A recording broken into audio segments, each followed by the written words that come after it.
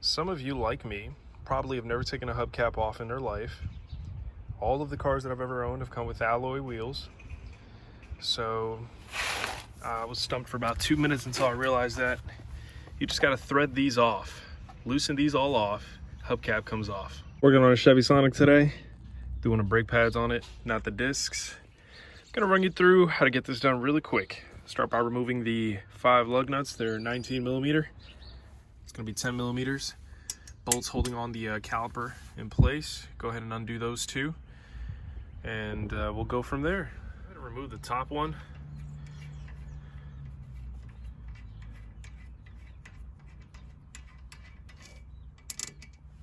All right, from there you take a little screwdriver. I just find a place to pry it. Out it comes. It's in here today, and I got the caliper out of the way. I undid actually both and just swung it up, and I didn't put any pressure on the line itself, so it's still loose, not kinked in any way. Go ahead and start removing these pads, and I'm gonna check and see if the kit that I got comes with hardware, but don't bend those clips just yet. Just want to show you guys, look at this pad, and then look at these new ones. It was long overdue.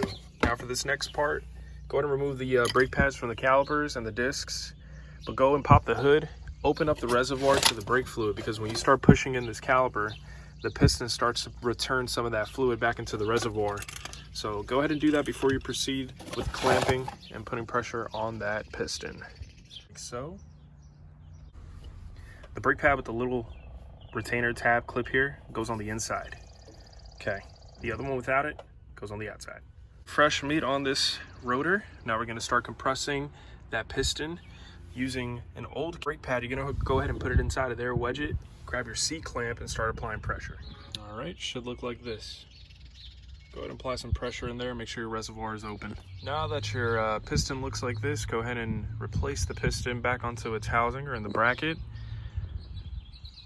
And you're done with one side. Refit the 10 millimeter bolts there, not too tight, and you're good to go.